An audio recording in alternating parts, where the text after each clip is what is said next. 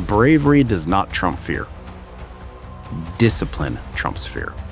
Bravery comes and goes. It's a little bit here, a little bit there. For half a second, you're brave, and then after a while, your fear will take back over. Discipline kills fear 100% of the time.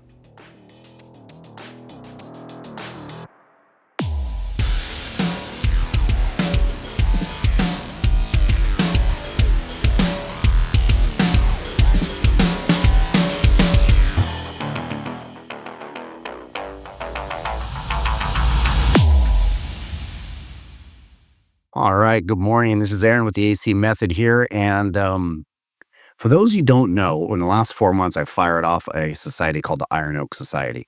Very proud of it. Me and 5 other founders put the society together. We actually broke away from another society that we'd been a part of for years. We didn't like the direction it was going. But it's for men. It is a men's society, and it's frankly to make men better again, make men like the old days where they had responsibility, they had accountability, they had integrity. And definitely none of this woke crap that we're seeing these days, but just the opposite. Where you can see a man and you know what he's all about. There's no BS, there's no lying, there's no cheating. There's a good man standing in front of you. So very excited about that Iron Oak on that one. And that's kind of where this podcast came from. I was talking with the members of my Iron Oak Society, and as a gentleman that had, recently came over with us, and we are having a great conversation. And he goes, "Hey, how did you know when to start your own business?" And I said, I just knew. I knew in my heart that's what I wanted to do. I knew the direction was there. There was a niche to fill. There was a void that was there that I knew I could fill it and bring a lot of joy to other companies. I could make a lot of companies a lot more money, profitability wise. And it was just a good feeling for me. And I knew that building Square Core was the right direction. And he goes, "Well, how did you know?" And all of a sudden it flashed over to a conversation I had with one of my other founding members. And he was sitting there talking about a podcast he listened to. And the gentleman said, "How do you get entrepreneurs to step off and build their own companies?" And the gentleman answered back, "You don't. If they don't know how to take that first step on their own, they're never going to. If they don't know how to jump, they're never going to. That's something innate in them, and they're not going to." So for people that want to become an entrepreneur, but they don't know the first step on doing it, flat out, if you don't do it on your own, you're done. I disagree with this statement. I disagree with this 100%. People run off of fear. Fear of the unknown. Fear of what could happen. The woulda, shoulda, coulda, wouldas of the world. Fear. That at the end of the day is what's stopping entrepreneurs. That's what's stopping people from moving forward in the right direction. And so I started talking to this gentleman. I said, "Okay, what do you want to do?" And he goes, "Well, I don't know." I said, "Do you want to be your own boss for ego purposes? Do you want to be your own boss because there's a niche? Tell me your motivation." And he says, "I don't do good in organization. I see something, I want to jump all over it. I want to laser focus into it. And then sometimes the boss doesn't, want that. They just want this broad spectrum for me to cover the, cross the T's and dot the I's, so to speak." I said, "Okay, so when you get a passion project, you're very passionate about it." And he goes, "Yeah." I said, "Okay, what are you passionate about that you believe there's a void in this world that you need to fill it? Where's that niche coming from? Where's it going to go?" And so then he started to say, "Well, I have XYZ. This is my passions, what I like." And I said, "Okay, fine."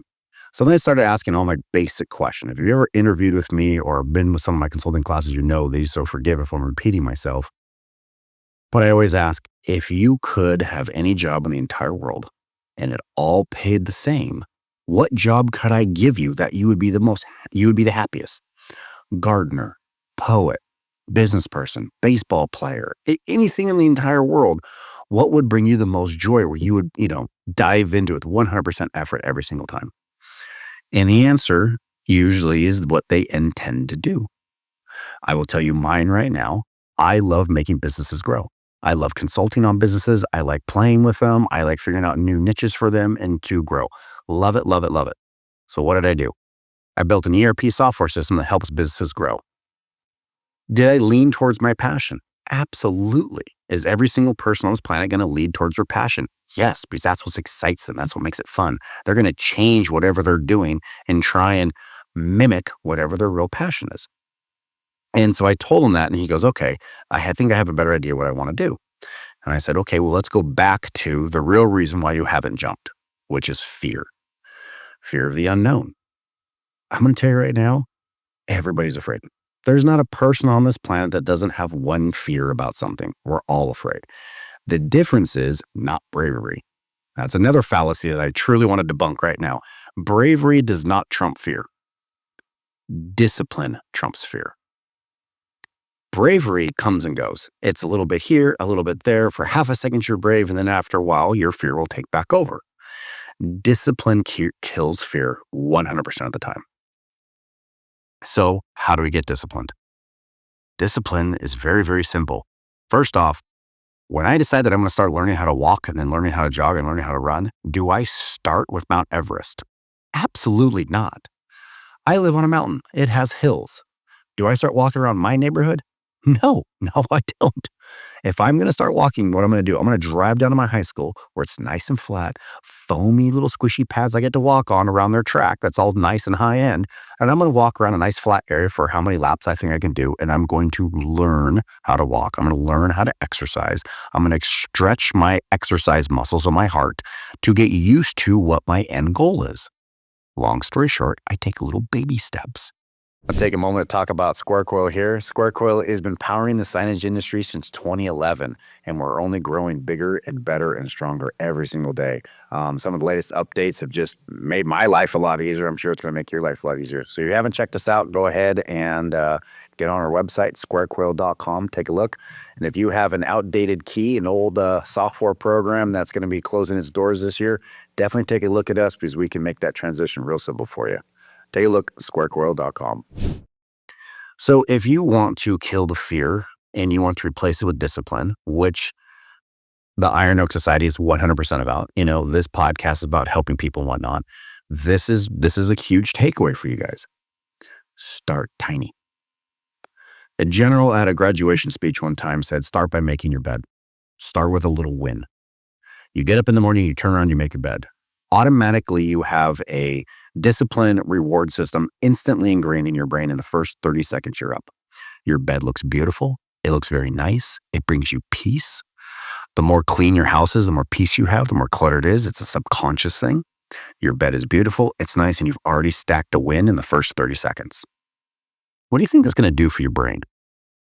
The brain's going to get used to it. It's going to like it. It's going to like the dopamine effect that it has when you've made your bed. Was that Mount Everest, or was it something very, very tiny? I think it was something really tiny, and it's a great building block for the foundation of what discipline looks like. Set clear standards and expectations. Set reasonable standards and expectations. They always say, inspect what you expect. If you can't inspect it and see that you've done it right, then you can't expect anything to be done correctly. You have to put a standard in place.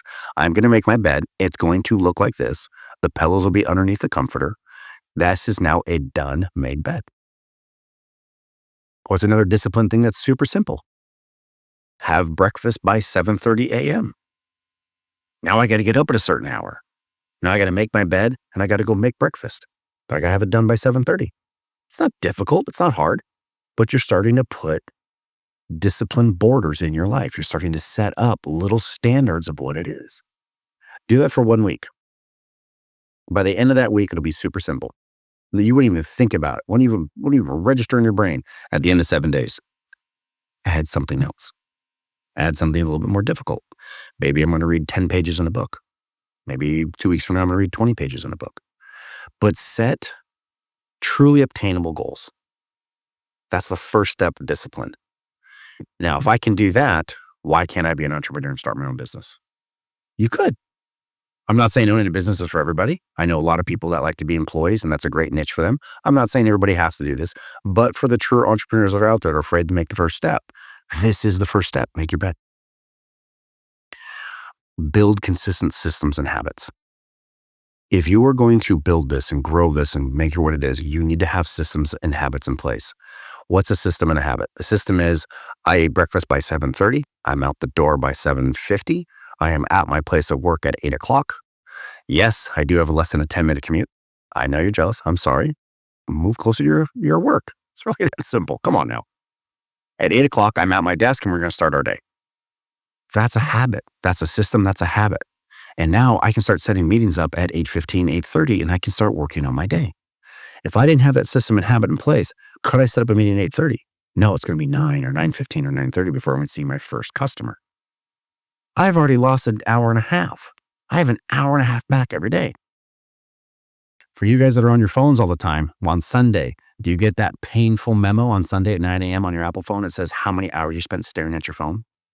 If it's 3, 4 hours a day is the average, holy moly, how much you can get work done, how much you can grow your business, how much you can grow whatever you want, what your passion project is. Another thing that always cracked me up about, I'm taking a sidebar here. When you start a business, everybody thinks they've got to go full tilt. They got to quit their job. They got to have money in their savings. They got to go for it. They got to go rent a place, a commercial building. They got to move into it. And they go, here it is. Here's my business. That's silly talk. That's ridiculous. That is dumb. Start part-time after hours. Build it out of your garage or out of your living room. Keep your top expenses as minimal as possible. Those are all the things you want to do when you start a business. Very, very simple. Don't go full tilt and go, oh, I failed. Well, you put too many expectations. Going back to discipline.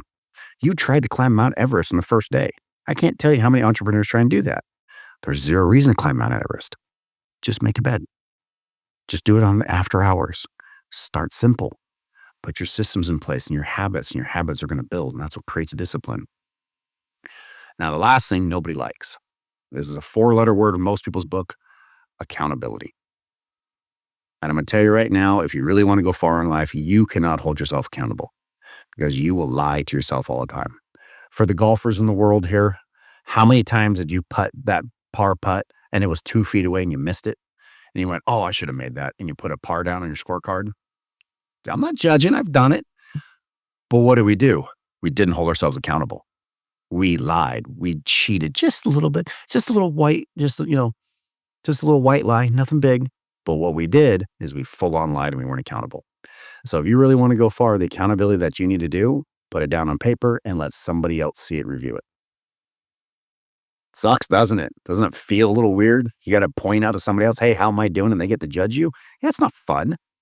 You can all the way go back to might be a little afraid of that. Might be some fear attached to that. But if you want true discipline, you're going to have somebody else be accountable to you. Because how else are you going to grow? If you're accountable, you're going to have metrics. And you're going to have to grow and you have to look at them and say, okay, I was, a 5 today. I'm a 6 tomorrow. I'm a 7 the next day. You have to see metrics of how you're growing. You have to look at it. For all the people who have been in the gym, right? When you're working out all the time, are you measuring the scale?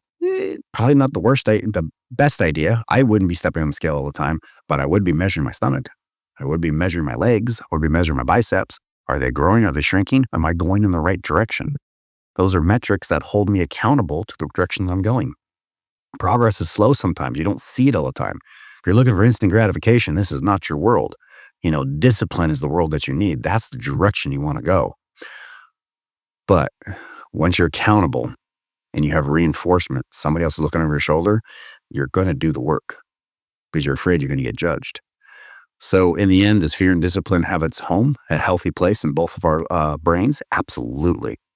But I'm going to take discipline all day long because discipline is what's going to get the job done. Fear is not. And if we don't know how to conquer our fear, then we're in real trouble. But for us, discipline, home run all day, every day. Talk to you guys next week.